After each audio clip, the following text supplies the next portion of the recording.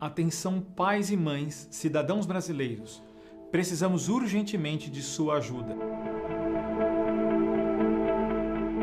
Em 2014, 2015 e 2017, o Congresso Nacional, 27 estados, 5.600 municípios brasileiros, apoiados por milhares de pais e mães de alunos, rejeitaram o ensino da teoria de gênero nas escolas do Brasil. A teoria de gênero é uma ideologia que afirma que o sexo não passaria de um discurso introduzido na sociedade para discriminar as pessoas. Nesse sentido, algumas pessoas estariam sendo arbitrariamente condicionadas a desempenharem o papel de homens e outros o papel de mulheres. Mas, na verdade, para esta ideologia, ninguém nasceria homem ou mulher. Por isso, as crianças não poderiam ser forçadas a se enxergarem como homens ou mulheres, mas deveriam experimentar através da escola os mais diversos gêneros e construir para si mesmas o gênero que mais lhes agradasse. Como esta ideologia foi rejeitada por todos em 2017, o Partido Socialismo e Liberdade, também conhecido como PSOL, protocolou no Supremo Tribunal Federal a ADI 5.668 para que os juízes obrigassem que as escolas incluíssem a ideologia de gênero em seus currículos. O que se pretendia é a progressiva desconstrução da heterossexualidade por parte da escola desde a mais tenra infância. Aconteceu algo semelhante também em 2005, quando o PT apresentou ao Congresso Nacional o substitutivo do projeto de lei 1135/91, que pretendia tornar o aborto legal durante todos os 9 meses da gestação. Diante da oposição majoritária do povo, o projeto foi derrotado por 33 votos a 0 na Comissão de Família da Câmara em 2008 e, em seguida, na Comissão de Constitucionalidade da Câmara por 57 votos a 4. Diante disto, o mesmo PSOL protocolou em março de 2017, junto ao Supremo Tribunal Federal, a DPF 442 para pedir que os juízes decretassem a legalização do aborto no Brasil. Estes são alguns dos muitos exemplos do que se chama de ativismo judicial. O Supremo Tribunal Federal extrapola suas funções constitucionais e impõe a todos, contra as decisões do Legislativo e contra a vontade do povo, a sua própria agenda e a agenda dos partidos minoritários que não conseguem obter maioria nas votações do Congresso. O perigo do ativismo judicial já era conhecido há séculos. Alexander Hamilton, o principal autor da Constituição norte-americana, alertou o povo americano no livro O Federalista, que se emancipássemos o poder judiciário, como estava sendo feito nos Estados Unidos, deveríamos também dar ao legislativo o poder de julgar os juízes por crimes de responsabilidade. No capítulo 81 do livro O Federalista, Alexander Hamilton afirma o seguinte: ninguém discutirá que deve haver uma Corte Suprema, mas o perigo de uma usurpação do judiciário sobre a autoridade legislativa não oferecerá maiores danos se instituirmos um importante freio constitucional do poder de instaurar e julgar o processo de impeachment que gozará o legislativo. Enquanto o legislativo possuir os meios de punir a presunção dos juízes, removendo-os de seus cargos, nunca existirá o perigo de que os magistrados desafiem o legislativo por meio de uma série de usurpações deliberadas sobre a sua autoridade. Por este motivo, foi protocolado em 2016, na Câmara dos Deputados, o projeto de lei 4754 de 2016, que estabelecia como crime de responsabilidade passível de impeachment a usurpação por parte dos magistrados da Suprema Corte de competências exclusivas do Poder Legislativo ou Executivo. O projeto só foi colocado na pauta de votação somente agora, neste mês de maio de 2021. Na segunda-feira, dia 3 de maio, a Rádio Jovem Pan constatou em pesquisa que o projeto contava com a aprovação de 99,5% do eleitorado brasileiro. Veja bem, vou repetir o número: 99,5% do eleitorado brasileiro. Creio que nunca na história do país tenha havido qualquer projeto que tivesse contado com um índice de aprovação tão alto por parte do público. O projeto foi votado 2 dias depois, na quarta-feira, dia 5 de maio, na CCJ. Surpreendentemente, apesar do apoio de quase 100% do eleitorado, o projeto foi rejeitado por 33 votos contra 32. 15 partidos votaram a favor e 10 partidos votaram contra. Entre os 10 partidos que votaram contra, alguns são partidos de esquerda, como o PSOL e o PT, que se utilizam do ativismo judicial para promover as suas próprias agendas e, portanto, não votariam a favor do projeto, mesmo tendo todo o povo contra eles. Outros partidos têm em seus quadros deputados que estão sendo processados pelo STF e não seria do seu interesse contrariar os magistrados. Mas, sejam quais forem os motivos destes e de outros, os eleitores fariam bem em não votar nestes partidos que não nos representam. Eis a lista dos partidos que votaram contra o PL 4754 de 2016. PP, PSD, PSB, MDB, PSDB, PCdoB, PSOL, PDT, Cidadania, PT. O grande problema, porém, é o que veio depois. O PL 4754 havia sido derrotado por um voto e deveria ser escolhido um novo relator para escrever uma justificativa do voto majoritário. Foi escolhido para tanto o deputado Pompeu de Matos, do PDT do Rio Grande do Sul.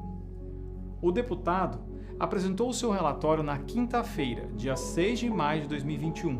Para ter valor, o relatório deverá ser votado por todos os membros da comissão.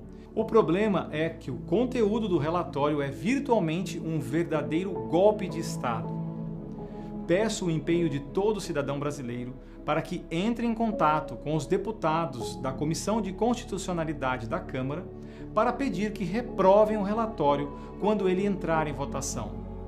O relatório afirma equivocadamente que o PL 4754 foi rejeitado pela maioria porque é o projeto e não o ativismo judicial que é inconstitucional. Segundo o relatório, não seria a Suprema Corte quem estaria usurpando o Legislativo, mas o Legislativo é que pretende usurpar competências da Suprema Corte.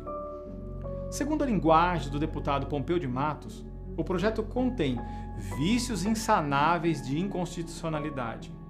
Um dos princípios básicos da democracia, segundo o deputado, é a completa liberdade do juiz para ouvir e decidir as ações impetradas na Corte. Nenhum estranho, seja governo, grupo de pressão, indivíduo ou mesmo outro juiz, deve interferir ou tentar interferir na maneira como um juiz conduz um litígio e sentencia o projeto. Afirma o deputado, representa um ataque à completa independência e autonomia do judiciário. Tal afirmação não é verdadeira. O princípio básico da democracia não é que o poder judiciário seja absoluto, mas, ao contrário, que nenhum poder seja absoluto. Já vimos como Alexander Hamilton, o fundador das modernas democracias constitucionais, afirma que sem a instituição do impeachment do poder judiciário, a democracia estaria em risco e os juízes desafiariam o legislativo por meio de uma série interminável de usurpações deliberadas e incontroláveis.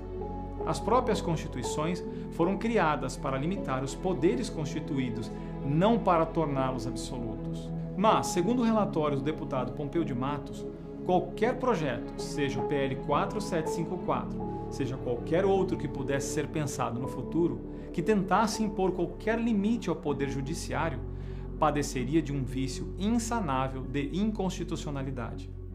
Então, segundo o relatório, qualquer sentença judicial deverá ser acatada sempre por todos os cidadãos e por todos os demais poderes e instituições, sem possibilidade de checagem.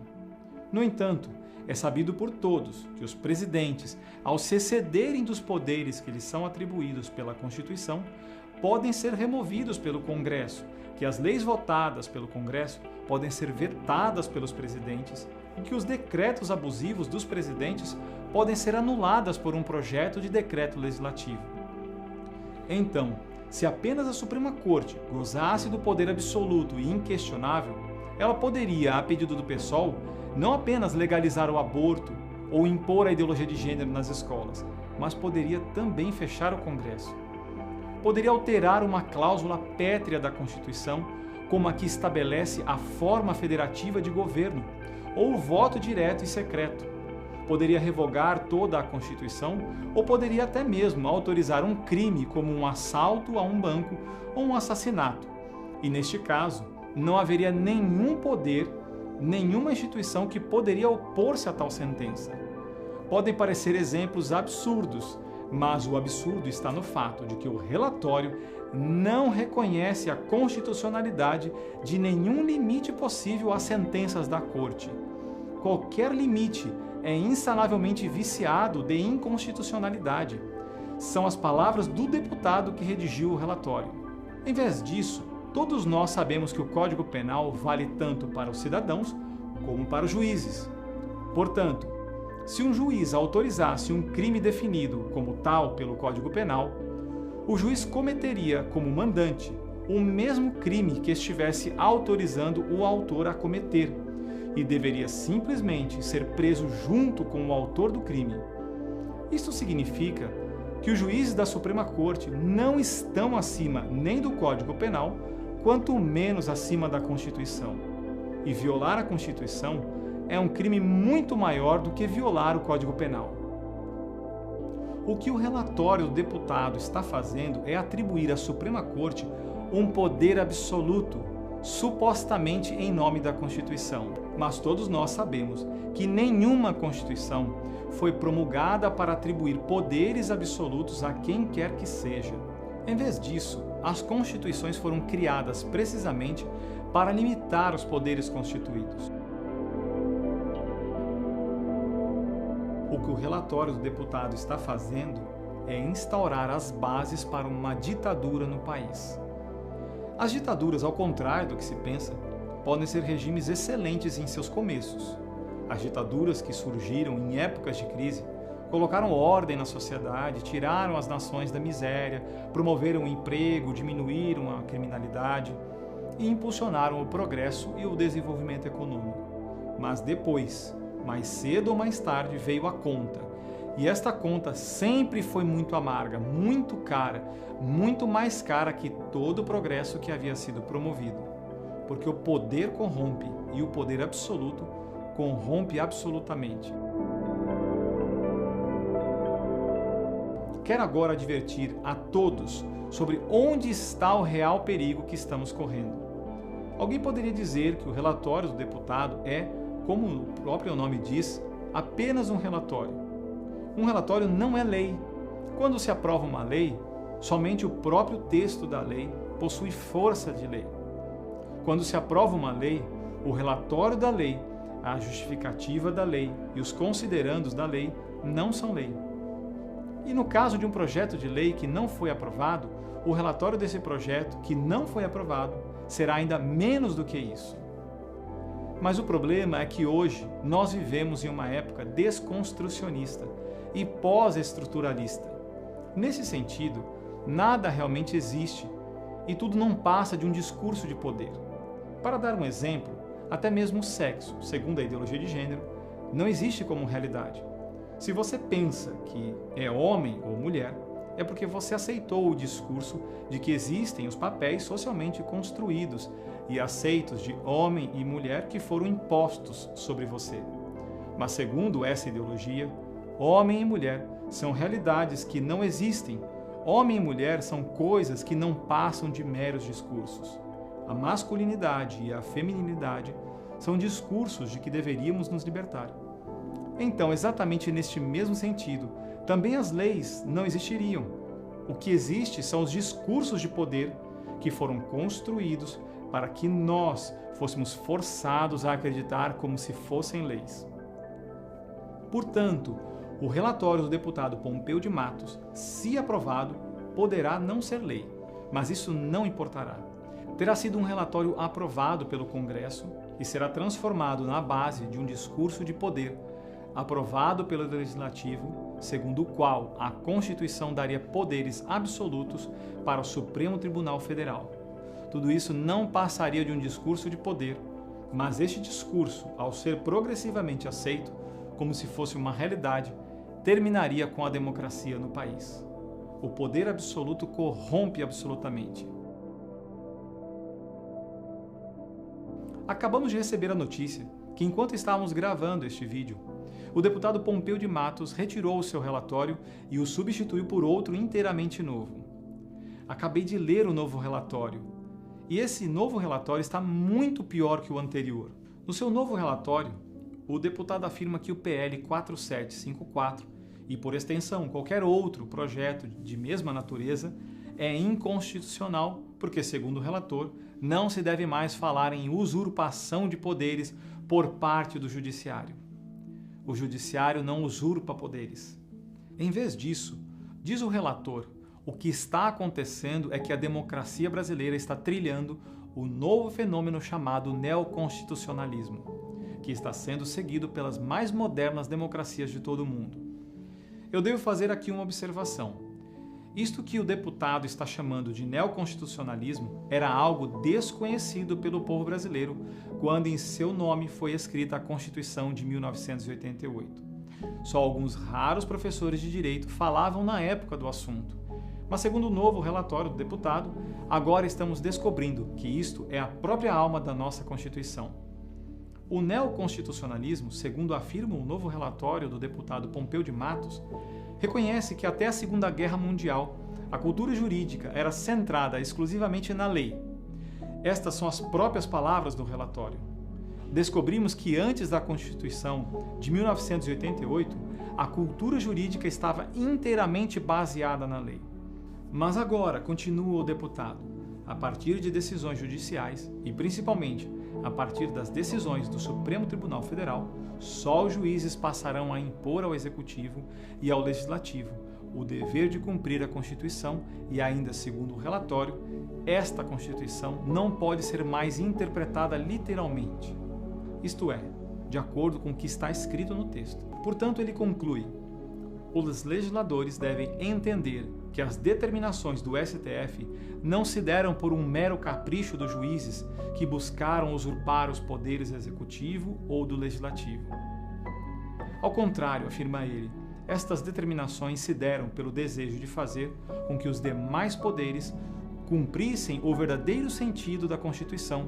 Portanto, ele conclui ainda dizendo: com a devida vênia, os autores do PL 4754 estão equivocados em suas análises, porque não se há de falar em usurpação de poderes, mas no novo fenômeno do neoconstitucionalismo. Nesse sentido, afirma o deputado Pompeu de Matos que o objetivo do PL 4754, e por extensão de qualquer outro semelhante, é o de impedir a modernização da democracia. Tais projetos, diz o deputado, são diametralmente opostos à moderna visão do papel do Poder Judiciário, em especial do Supremo Tribunal Federal. Aprovar tais projetos comprometeria o próprio exercício da judicatura. Por este motivo, projetos como estes deverão ser considerados como inconstitucionais. Vou deter-me por aqui, e creio que isto seja o suficiente para que tenhamos entendido o que está acontecendo. Ligue para os deputados da Comissão de Constitucionalidade da Câmara e explique-lhe por que eles devem votar pela rejeição do relatório do deputado Pompeu de Matos. Eles são os seus representantes. A vida de muitos inocentes e a integridade da personalidade de seus filhos estão em jogo. Muito obrigado.